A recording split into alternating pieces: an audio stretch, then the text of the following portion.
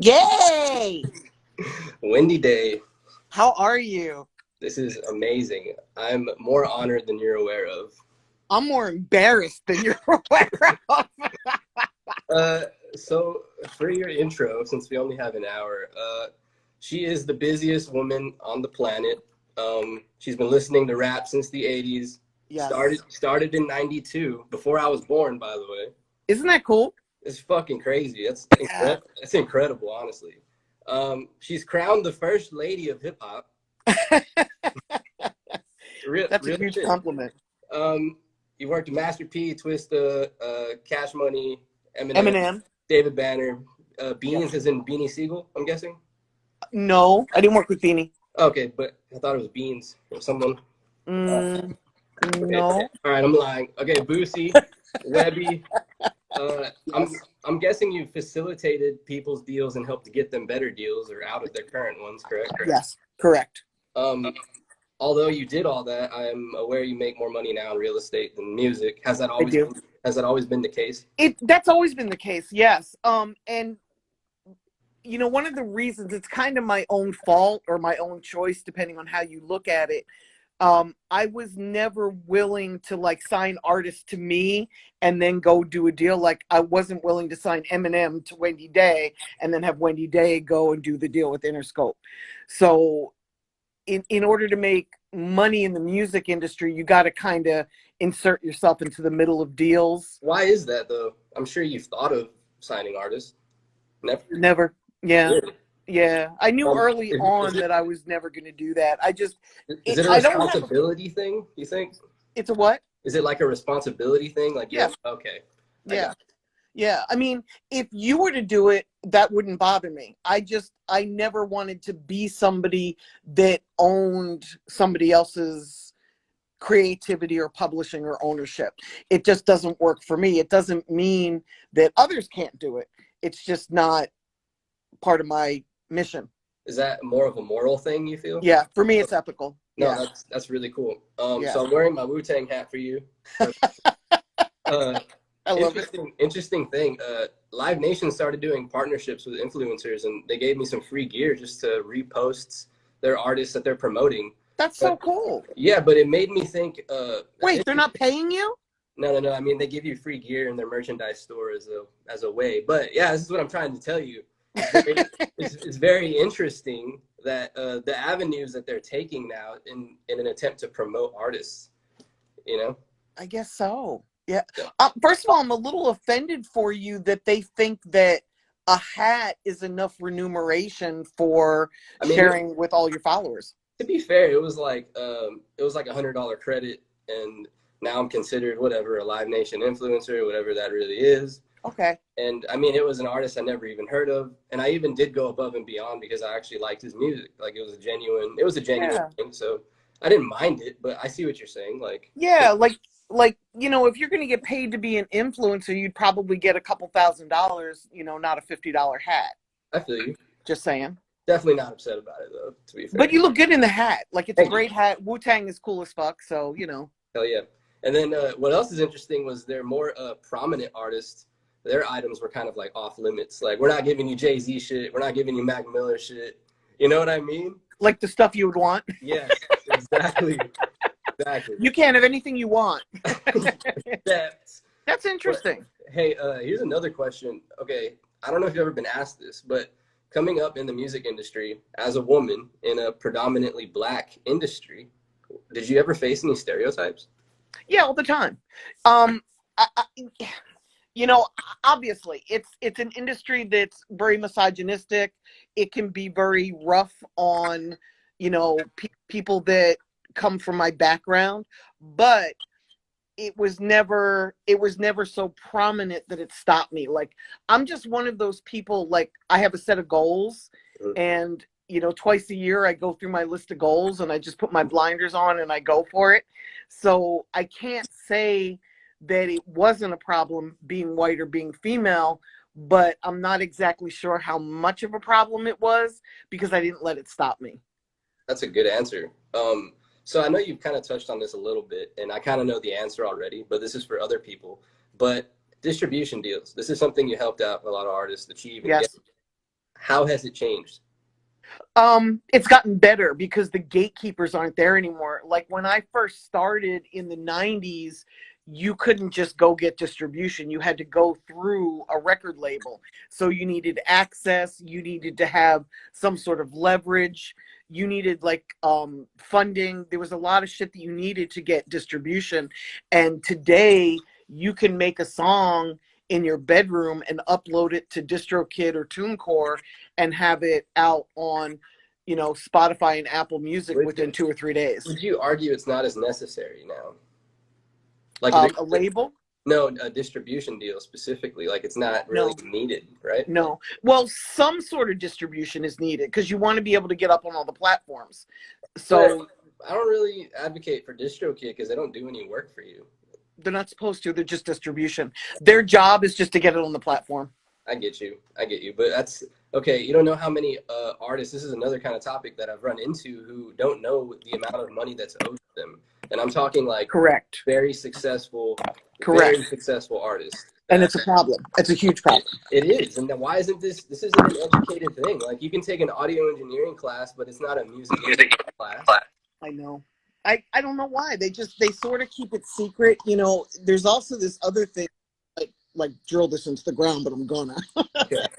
You know, like let's say your name is JoeCat, right, on Instagram. Let's say as a writer, you spell your name Joe Catt and accidentally leave the third T off. They're going, when they go to pay you, not Instagram, but when the music industry goes to pay you, publishing, if they can't find you, just go, oh well, and your money just goes into the pot for the bigger artists. Yeah, it just sits there. So it'll sit there for 3 years before it goes into that pot. But it can be something as simple as you have to put a space between Joe and Cat, or you left off a T, or you put an extra T. And then because it doesn't match, there's not a person at that company that try to find you. One of my favorite things that you do is Saturday. I love it. You need to continue to do that. It's super insightful, and it's always like mind-blowing to learn something new from that, because you're always like, hey, y'all didn't even know this is going on, and here's the facts. You know what I mean? Right. You know, I put something up this week. There was an article that was written, and it was really like sarcastic. Mm-hmm. I put it up, and I thought that everybody would realize that it was very like tongue-in-cheek, and so many people were like appalled that I posted this article, because they're like, wow, you're an artist advocate. Like, how can you even think this? And I'm like, wow. Oh my God. That's sarcasm in it? Like, it's so obvious, you know? Yeah. So now when I put things up, I have to like be exact and preface it and then put standard in. You know, one way that in my lifetime I actually got to see you blow an artist up to success, I'm going to have to say it was Lil Donald. And I was super impressed because I knew you were responsible for putting something like that in front of me, no matter how it got to me, right? Like, and that's a huge deal. What was it like? Is what I was going to ask you. What was it like? Yeah, well, just like, what was it like blowing up an artist like that, like modern days? Was the process harder? It was easier. Really? It was easier. Yeah. Moving on to like my next kind of ties into that a little bit. One of the first things I ever asked you when I came to you, I was like, Wendy, I got this budget. It's 30 grand. What can you do for me? Do you remember what you told me? I probably told you it wasn't enough. Go back and get more money. Well, it was more like, hey, the industry is so saturated right now, I can't do anything. I couldn't. Yeah. It's such a mind-blowing aspect. Can you elaborate a little bit on what you mean by saturated, though? Yes, there's so many artists. I mean, there's 50,000 uploads a week to Spotify. So there's 50,000 songs that are going up, and your one, unless you've got the right budget to reach your market, is just going to sit there and kind of sink like a... But do you know how many people would just take it and not be honest with people like that? I'm serious. Like, that gave me like a super show of character for you. Yeah. You know, at the end of the day, for me, I've got to be able to look at myself in the mirror, and I've got to be happy with who I am. And if I were just to take money from somebody and not deliver, it just doesn't work for me.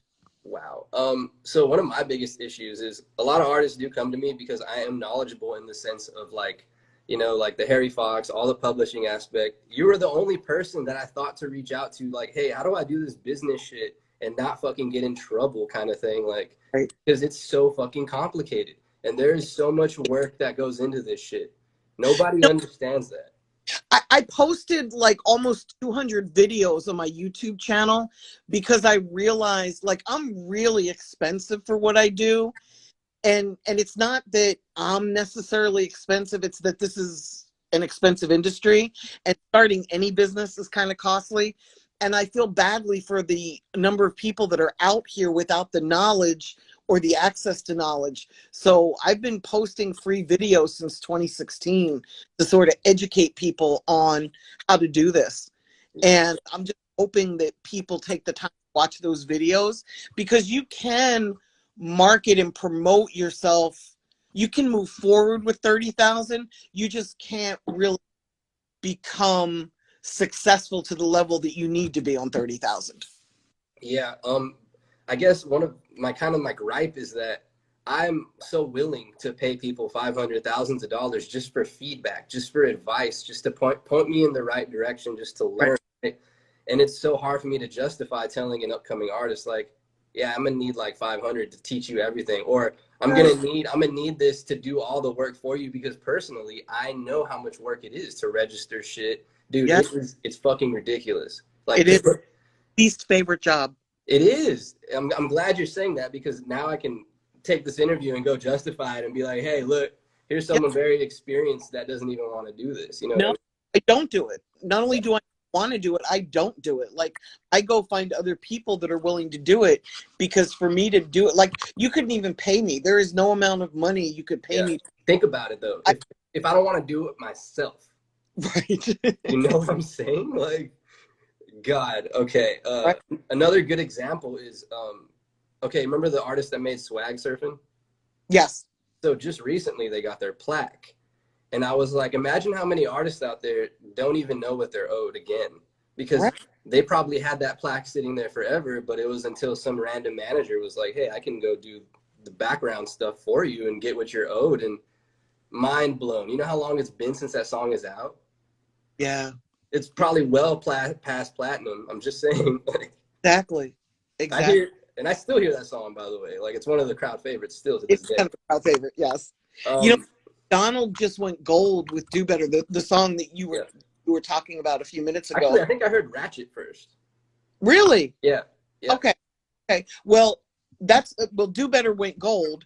And the great thing about it going gold was he got paid for all of his streams because he registered the song everywhere that he needed to. So, you know, Sound Exchange. He registered it at BMI. He registered it, you know, through his distributor, like everywhere he needed to, so that when the money started to come, it came to him.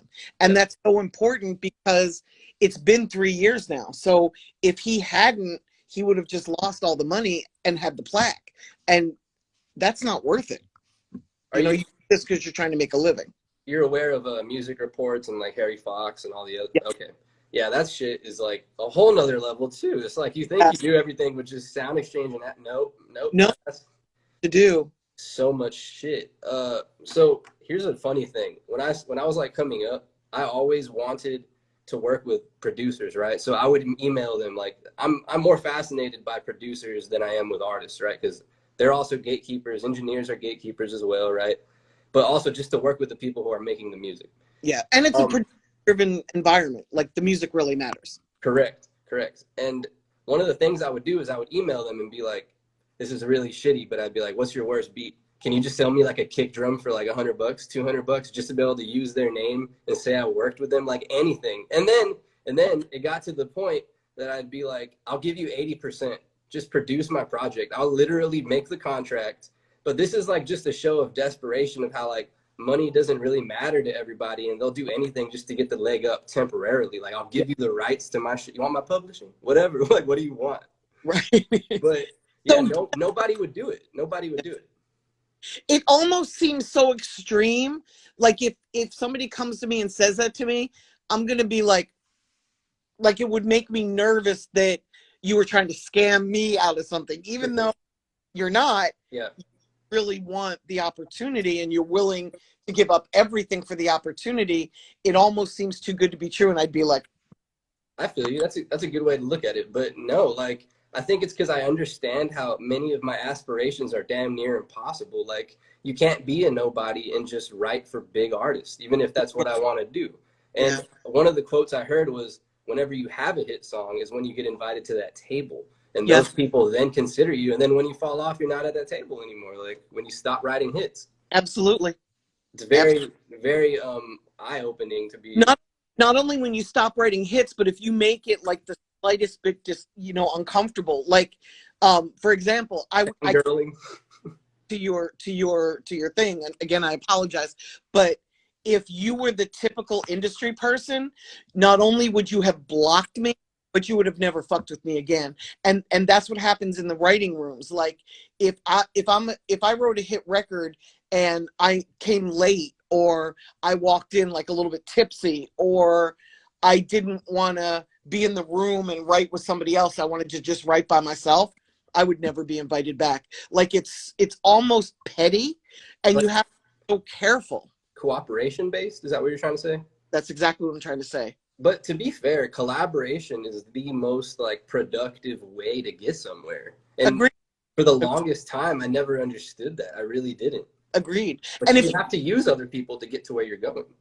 if you look at the top, if you look at the top hit records, like anything that's been in the top 10 over the past years, they have an average of 6 writers. So if the best songs have an average of 6, that kind of tells you something. And if you're a writer and you're like, no, I don't want to be in a room writing with 5 other people, I just want to be by myself, they're going to be like, okay, thank you.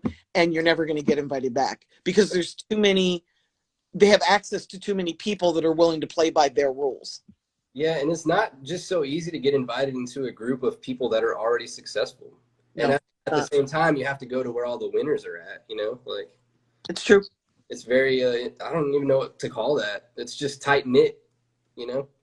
It is. It's a very closed industry. It's really about who you know. Yeah, I wasn't gonna get into that one, but can you tell me a little bit about like how important the relationships with DJs are?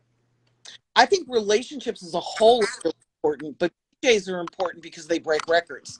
So you want to have good relationships with the people that can play your music and spread it to, hundreds of people or thousands of people. Yeah, initially that's kind of how I got into that aspect of the world. Like I've always written music, right? I've always made music, but I got into DJing, you would think because I was passionate about it, but more so because it was lucrative at the time, right? And there was a need. Yeah, there was a need for it where I was at. But it is such a process to keep up with new music and to be subscribed to these music pools and listen and spend all your time to have the latest of everything, right? I spent a lot of time doing that. And and there's no job security, there's no insurance. Yeah. DJs really have it hard. No, for sure.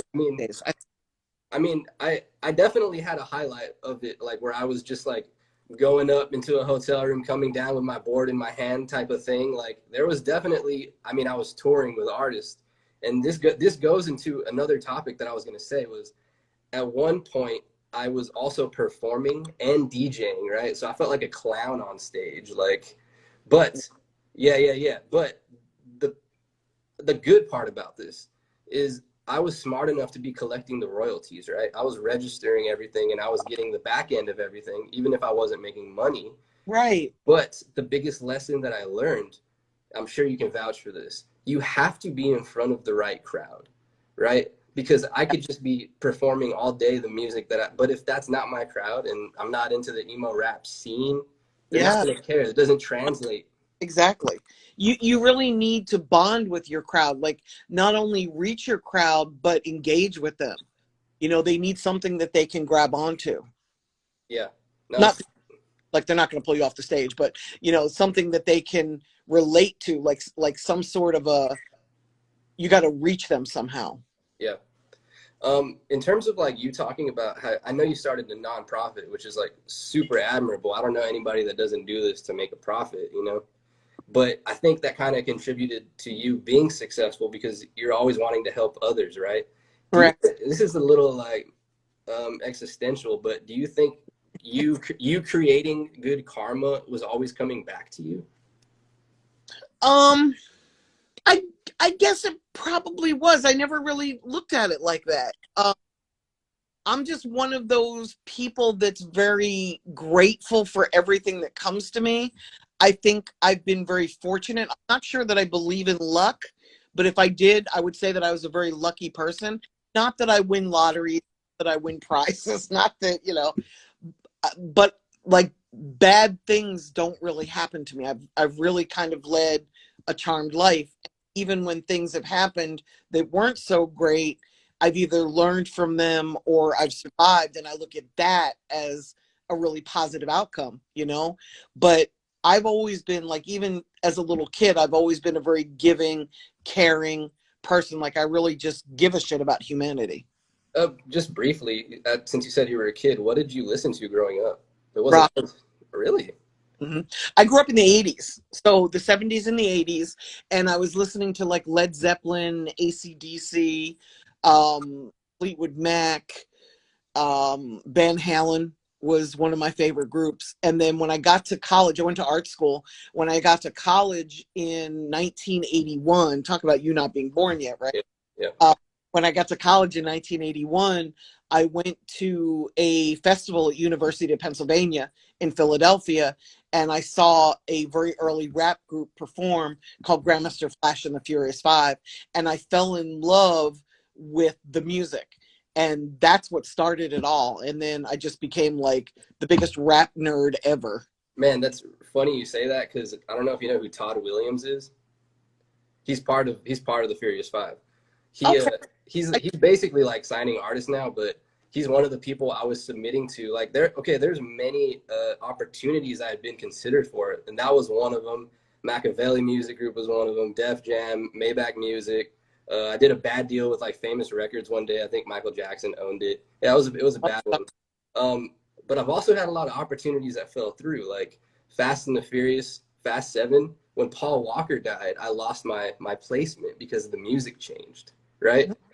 Another, yeah, because they changed it to the Wiz Khalifa, you know what I mean? The See You Again song.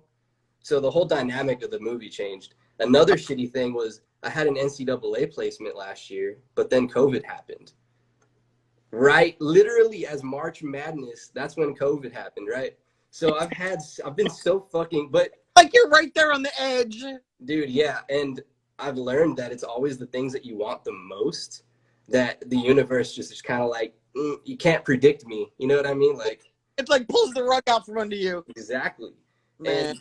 But my small successes are like Tony Hawk Ride Channel, MTV, a little MTV placement. But having spent all these thousands for like placements and like attempting to get placements and stuff, Right. I kind of just only like led to a very exclusive publisher, like at the coolest that I've ever done anything. You know what I mean? Right. And they actually use my records for references for their like producers and songwriters and stuff, which is cool.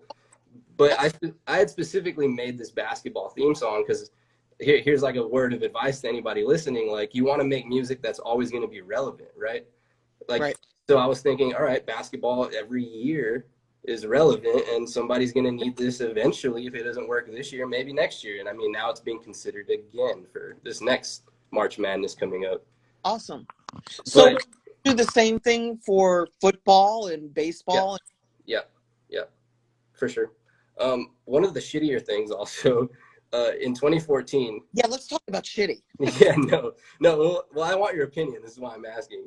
I had a record that went viral in Russia, right? And it was like a dubstep song. Yeah. Wow. Got like thousands of Shazams and stuff. But one of the things I did was I reached out to Universal Music president at the time, and his response was, "It's been so long that you might as well just get over it and make something new. Like, don't worry about what happened then. You can't capitalize on it now." And I was like, that's weird to think. It's real weird to hear something like that. He's like, just get over it. It's been so long. You're not going to make money on it. Yeah. The fuck? Yes, I know. Trust me. way to go building somebody's confidence, buddy. Yeah, Wow. yeah. He's just basically saying get over it. But do you agree with that? Like, can old music just come back and trend again? Like, no big deal. Like, I mean, we have TikTok now. Yes, we put out Do Better in February of 2018 Mhm. and trended on TikTok in January of 2020. Wow. So yes. Okay, In fact, that's really inspiring, honestly. 60% of the music Saturday 60% of the music that's played on Spotify is catalog music. Interesting. Yeah. Okay. I mean, of all music played is catalog. Catalog means older than 18 months, Yeah. right? Yeah. So of course it can trend again. Why don't you do a remix to it and put it out again?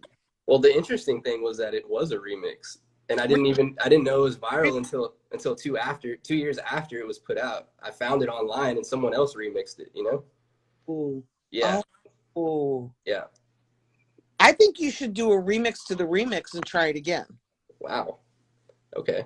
It's interesting. Yeah, make it sort of kind of similar so it's got the same vibe and just try it. You have nothing to lose. It's weird how that works because originally I remixed the song and someone took my remix and remixed that. Like, there's never ending loops to this. You know what I mean? I would just keep doing it. And Wow. no, like 2.0, 3.0, 4.0. I think that'd be really cool. Shit. Okay. Good answer. Better advice than the universal guy. No, That's for real. advice. I'm glad I'm having this. Here's a good question. Do you have any advice on achieving PR without spending millions of dollars? Wow. Yes, there are good publicists out here. Here's the problem. Until you've got a movement going, it's very hard to get placement. So you could have like the publicist that's working on Pop Smoke, Little Baby, and Future, and they could bring like a pitch to Complex about you, and Complex is going to pass over you because you don't have a movement.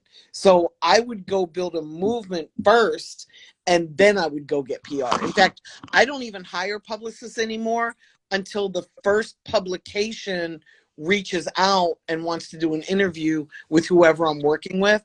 And then once that first request comes in, then I go hire a publicist because I don't want to waste money. You can spend anywhere from $1,500 a month on the low end to $10,000 a month on the high end. Yeah. So you need like at least 3 months of publicity to make it work. So You don't know how many PR companies are like, is your budget over 100,000? Like before they even respond to you? Like, I'm yes, serious. That's why I'm like, no, it's not even near that. Yeah. Yeah. And for any upcoming artist, it's like the Maybe real goal. The I real might goal. rubles. Yeah. The real goal, though, is we're trying to get press that isn't easily obtainable, right? Because anybody can pay for some kind of write-up and shit. But how do you get those people that are going to be willingly, you know what I'm trying to say, like the Billboards, Yeah. the Rolling Stones of. Well, see what I do is I build the buzz so large that they want to write about it. I never go, like I said, I don't go seek it out. I wait until the first, and it's usually something like Hot New Hip Hop or somebody that's, Adam 22. It's usually somebody that's kind of on the cutting edge that reaches out and says, hey, you've got school going on. What is it? And that's when I hire a publicist because I feel like at that point I have a movement that's reaching enough people for them to want to write about it. Have you ever heard of AMP by Pandora? Yeah. Awesome platform for artists for getting discovered and like just authentic, no money down, anything. Yes. I had a meeting with them a couple years and they were asking me how they could improve the platform. And I had like so much. So awesome. I had so much advice though, because it's genuinely like my favorite anything that you don't have to spend money on that'll push your music like crazy. Right. They did a great, speaking of Donald again, they did a great job on Do Better, and they used him as one of their examples on their blog in September of 2018. They did an amazing article like pointing out how we did it with Donald and how others could. So not only do they have a great platform, but they want you to use it and succeed on it too. Yep. Speaking of Saturday, you know that most of Pandora's users are like over 34, I believe. I didn't know that, but I believe it. Because remember, Pandora came free on cell phones in like the mid to late, like 2006, 2007, 2008, somewhere in there. So I think it kind of goes to show older people like being introduced to newer things, though, like the randomization of finding things, you know? yeah, of course. It also was new when those older people were 17, 18, 19, like when they were coming into um, the age where you really want to discover and buy music. So if they're discovering Pandora, of course they're going to take it with them into their older age. So many older people like Spotify, like I'm a Spotify person because I embraced it when it was only in Europe and Asia. You know, so I came up with it, so I'm comfortable with it. One of my favorite stories of yours is Tupac writing you letters, right? Yes. Anything in particular that still sticks with you that like Yeah. what was it though? Because nobody ever asks you about it. They're just like, hey, you I wrote know. a letter, but what about it? You know, one of the things that sticks with me, I had asked him if, I think I was actually in person when I asked him this, but it's still funny. I asked him, you know, it looked like the judge is going to let you go after you just spent, you know, 9 months to a year. I know what you're gonna say. You do? Yes, I remember this. Yeah. Asking for the credit, right? Of Yes. Yes. He said, no, I'm not going to sue him. I'm going to ask for a credit because, you know, I'll be back at some point. oh my God. So funny. But in the letters though, specifically, anything you remember though, like some line? I remember that his goal, he felt like he was separating the East Coast and the West Coast. Like he was aware of the fact that he had created like this war between the East Coast and the West A divide, yeah. divide, and he was going to come back with an album called One Nation, and he was going to feature West Coast artists and East Coast artists together. Wow. Yep. Wow, that would have brought a lot of change for sure. Yes. Always thinking ahead. Yes. Okay, getting on another topic. So in my career, I've dealt a lot with scams, to be honest. Me too. Whether it's been I've paid engineers who never gave me my records, but Or I you also work that never got sent to you, or yeah. yeah, and it's the type of thing where it makes me wonder if I closed doors by being too impatient, right? Like these people are also movers and shifters at the same time, and they know all these important people, but they would send me like the demos or samples, but they would never finish the actual record. And at some point, they're making edits to the song, and I'm thinking, hey, are you trying to get like a percentage of this shit? Are you trying to be responsible for my career in some way? Because I just wanted my fucking song back, to keep it frank, right?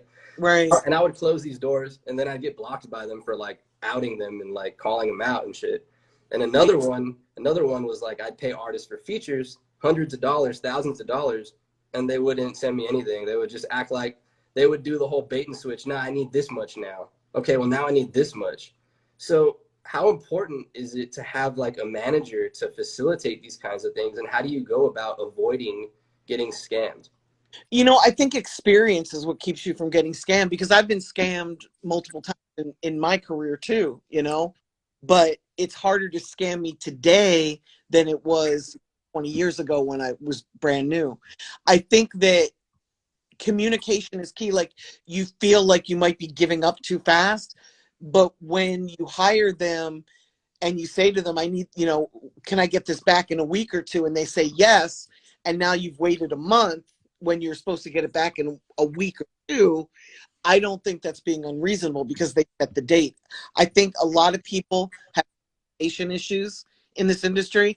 And I think there's a lot of fuckery. You know, it's an industry where it's artists that don't have a lot of money. So if one person fucks another person out of money, that person that got screwed probably isn't going to sue them because they have money to go to court. Yeah. I think that there's just a lot of fuck shit in this industry. Yeah. I mean, the most I did was like file a police report. So, you know, it's all I could do. But here's a good question. Okay. So I've been collecting features like I'm talking about. I've had this album sitting on forever, right? How is this just fucking me daydreaming and wishing? How out of reach is pitching a freaking project? Do I have to be somebody before I'll ever walk in the door and be like, hey, this artist has this album with all these big, or should I just like get over it and drop these singles one at a time? Like, I would drop the singles one at a time because labels don't want an artist that depends on features in order to make money, because it means they have less ownership. It costs them money to clear it. There's a whole lot of reasons why a major label doesn't want other artists featured. And their goal is to blow you up and build a career for you.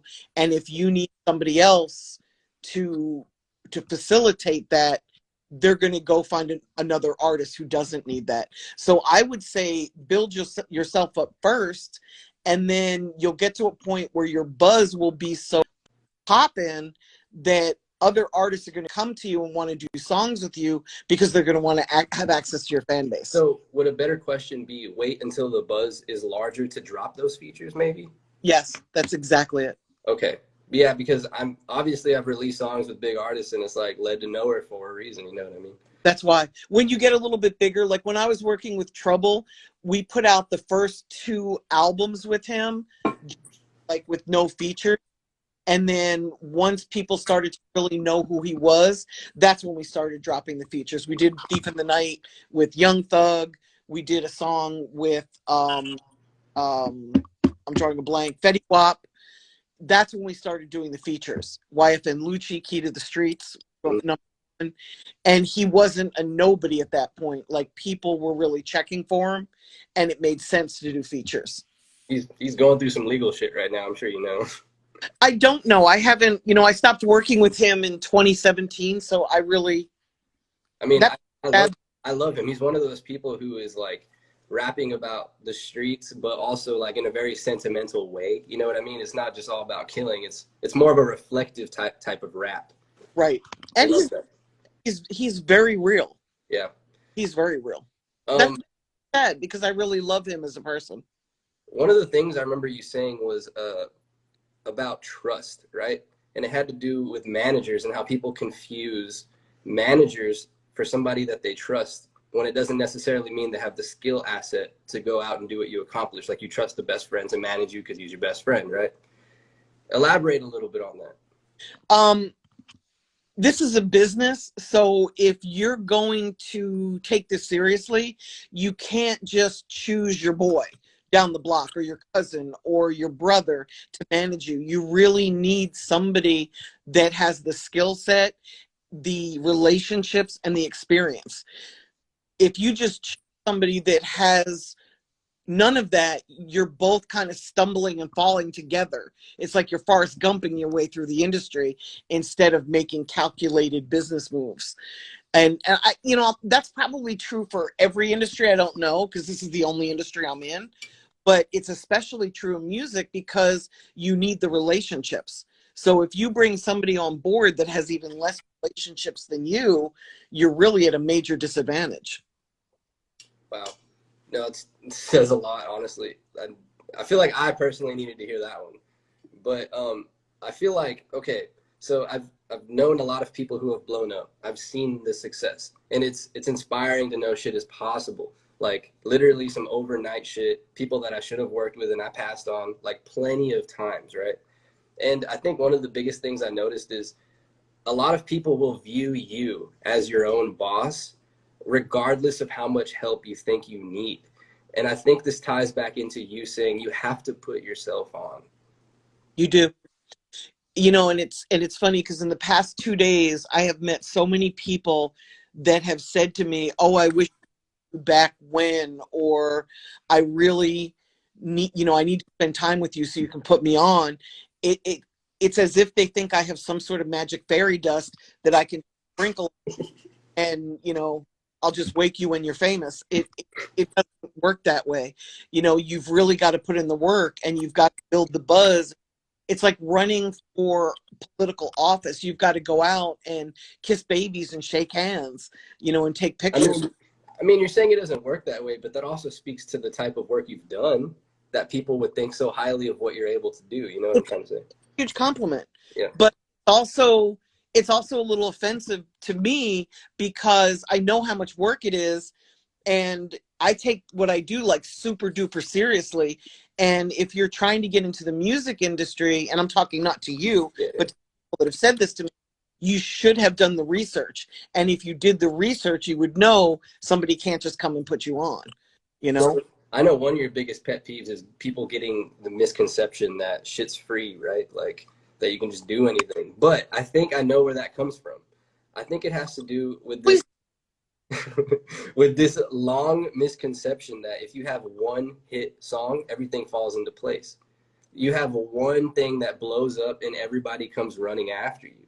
That's where it comes from, the whole idea that everything free will follow if you're just successful with one thing. Because it is true. One song will change your life. Like, but you're more likely to hit the lottery than you are to have a hit record. wow. All of your that basket, holy crap, that's a lot of pressure. Yeah, that was very discouraging. Because the lotto's at $1 billion right now. I don't know if you knew, but I didn't. Oh my God. Okay. So one of my biggest pet peeves is most artists have egos, right? Most of them pay for ads. We're always buying perception.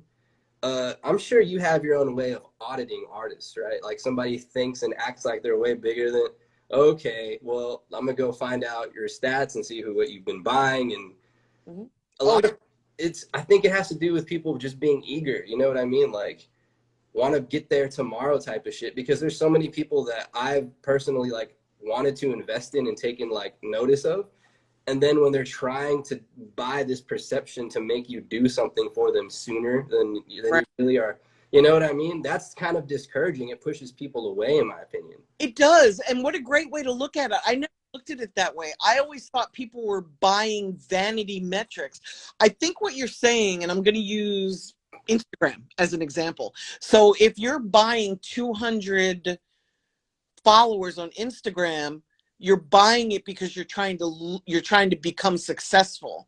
I always thought people were doing it because they had low self-esteem and they wanted to look bigger than they are. So they were doing it for their own vanity. Yeah. I never thought about somebody doing that because they were trying to buy what success appears to be. Well, here's my example. Do you remember that Jay-Z used to pull up in a limo in New York City and just throw money and then just jump back in the limo and ride out?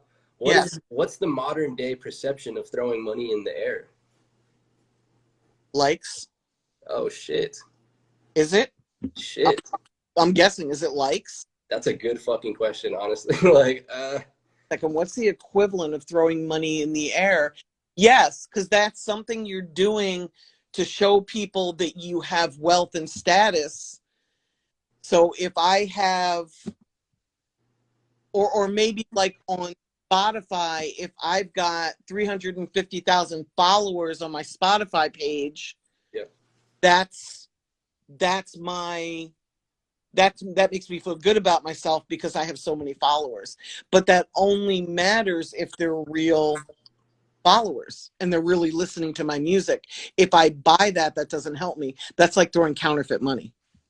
Yeah, honestly, now that you said that, Spotify is probably like the one thing I take the most pride in, because I took like so long to build that audience, right? And it's very fucking hard to get just a follow, right? Plays, you can buy plays all day. Everybody's buying plays. But I mean, I might have like almost 1,000 YouTube subscribers, but I have that hidden.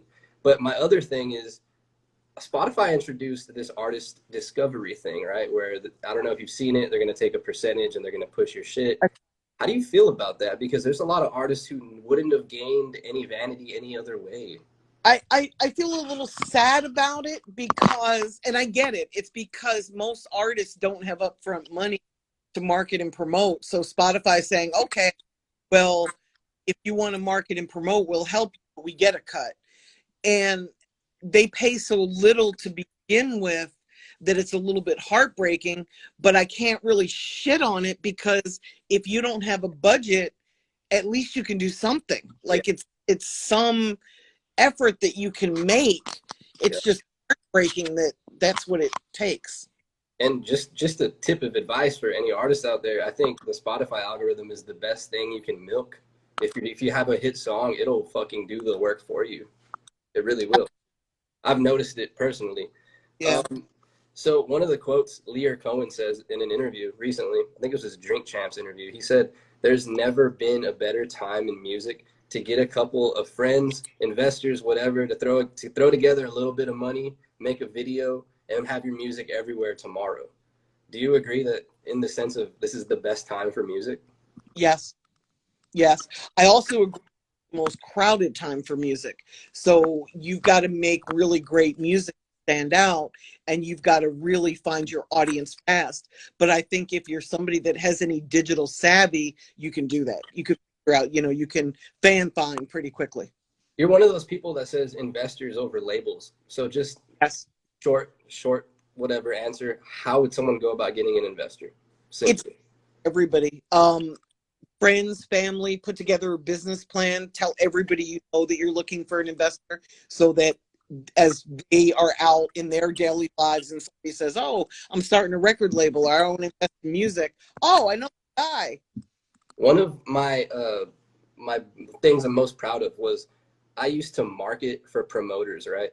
And they would let me perform at their shows. I'd go in the back end and collect the royalties from all that. That was like my genius.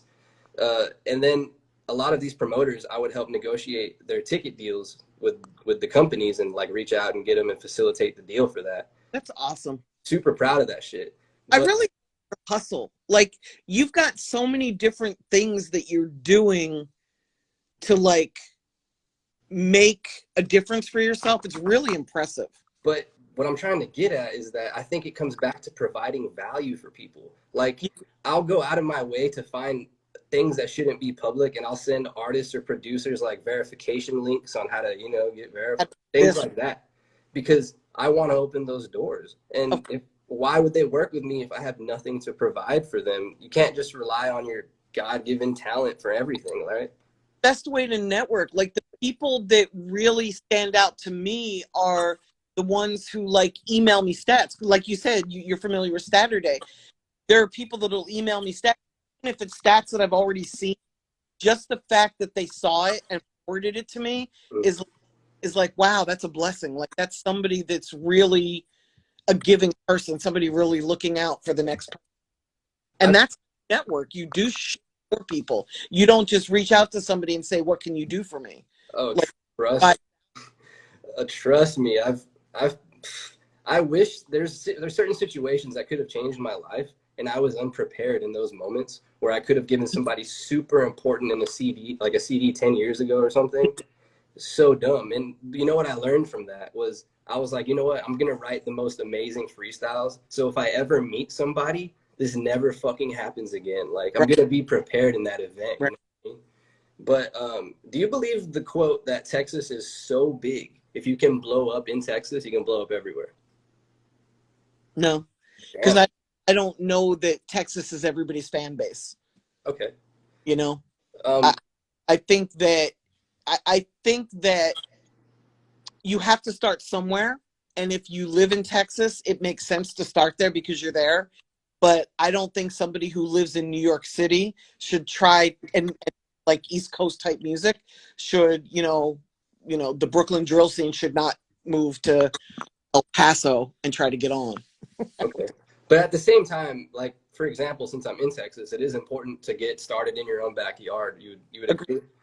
All right. There's this weird also illusion. You make sounds. Do you make the type of music that would sell in Texas? Yeah. Then yes, I agree. So there's this weird illusion that like all radio is the same, and I'm sure you know it's not, right?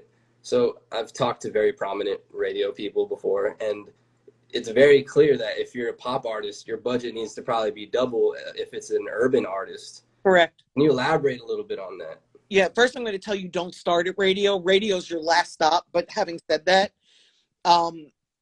it's more expensive to compete at pop radio because there's less. So, and it's more mainstream. So there's more fans, there's more listeners, the budgets are bigger, everything's bigger.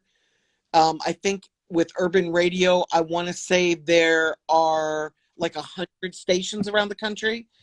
And in rhythmic, which is the next level up, I think there's another 80 to 100. So I think that you can certainly make money in urban and rhythmic radio, but pop radio is like that next level up, and it's just really expensive. You can spend a couple $100,000 going to pop radio. But you got to remember, you're competing with the Taylor Swifts of the industry. Like, yes, you absolutely are. The Justin Biebers, God, yes. Yeah. So would you, I'm super iffy on radio. Like, you think budgets are spent way better in other places for sure, right? Absolutely. I always go to radio last. With Do Better, we went to radio pretty quickly, only because radio picked it up. Like, they started playing it. And the one thing I didn't want to say was, no, stop, don't play it. So it went to radio. We had to quickly find the budget to take it to radio, but I'm sure you saw the interview where he said you can spend $200,000 at radio. Yeah, one of the comments was, what about college radio? College radio, the jury's still out on. I do internet radio. I love Digital Radio Tracker because I can track it and I can see that it's actually being played, and it has worked with the music that I've taken to internet and college radio, but it's never like just blown up sky high. That always has to be like one small piece of your whole marketing pie.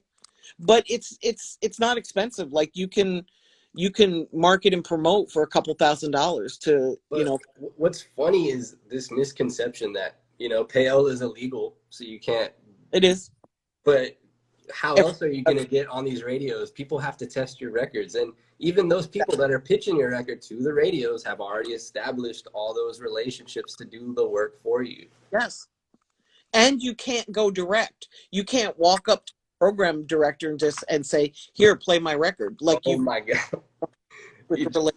You just reminded me, I saw this meme and it was like, this Capitol building is harder to get into. Only real artists know. You know what I'm talking about? Yes. Capitol Records, because the one with the point on the top. Oh yes, trust me. Yeah, I'm like, who hasn't? If you've been to LA, who hasn't just tried to walk in there and get kicked out? Exactly. I was so embarrassed to even relate to that meme, to be honest. But all right, this one's a personal question since we're like about 5 minutes away. So my biggest problem from my like INFP personality, I have this like hero complex, right? Where things have to be perfect, right? My biggest problem is execution 100% of the time. Yeah, okay. like my visions are so fucking big that I will just discourage myself or wait for the right time to do things, when in reality, as a songwriter, I should just write every day for the creative exercise, right? So what advice do you give to somebody that's like, I just can't fucking execute, I can't get it in me to go make a music video type of shit? Yeah, see, you're paralyzed by the perfectionism. You're Dr. Dre, and you're never gonna put out the album. Oh my God! No, I get it. You're saying an aneurysm's next, basically. I know, right? No, I'm not just saying that. You're just out. You've got to get over that. Like, I used to be paralyzed by that as well. And the way that I got over it was I brought people in to my circle that could help me. And I saw movement forward, but it wasn't perfect. And that little voice in my head was saying, oh, I don't like the way he's doing this because that's not how I would do it. But I was seeing results. So I had to let go of my control freakism and my perfectionism and focus on the fact that shit was getting done.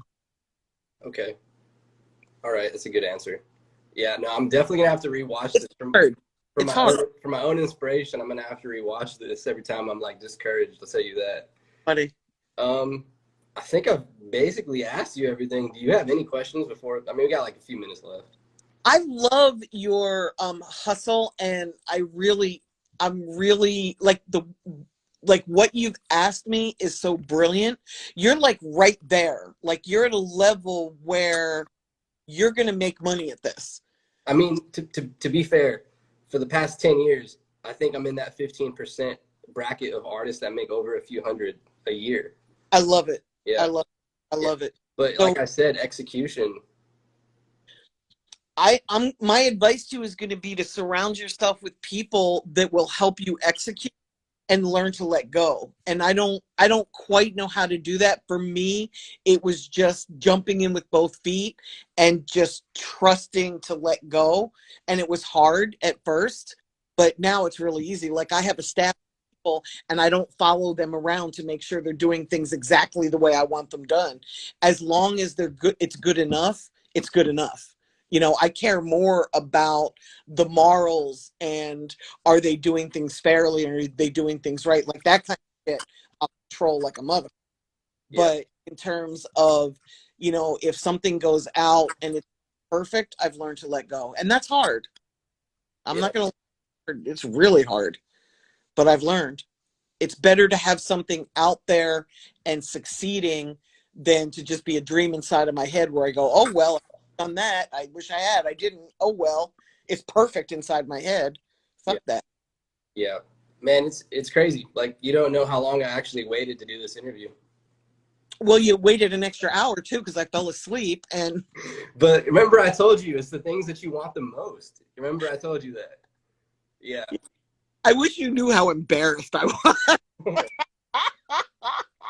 No, I mean, I feel like there's a reason. Maybe I'll stick out a little bit more to you because you'll remember that little I detail. would absolutely remember this because I was devastated when I woke up. The alarm went off and I'm like, how did I set it an hour late? Like, I assumed nap and time zone. Those are my two assumptions. no, I wish I could let you think that, but when I set my iPhone clock, Yeah.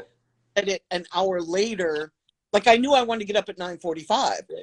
but somehow I set it for 10:45 and we were supposed to talk at 10. So I woke up at 10:45 like, oh my fucking God. Like I knew as soon as I woke up that I was fucked. I was just so happy that you were like, come on, just get on now. Yeah, yeah, yeah. No hard feelings. Okay, here's another question I just thought of. So I've had so many friends, right, that have become successful with music. And a lot of relationships, you don't stay friends forever, even if you might think that you will.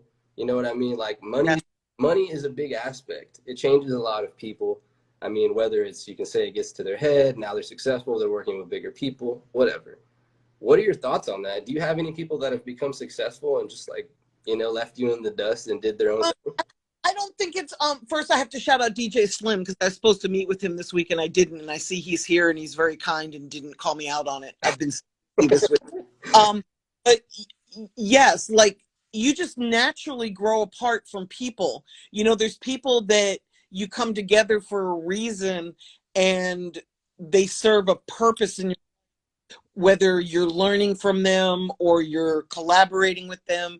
And it's just natural that people grow apart because you're always growing. So you're not gonna grow at the exact same rate as somebody else for eternity. It's just not real.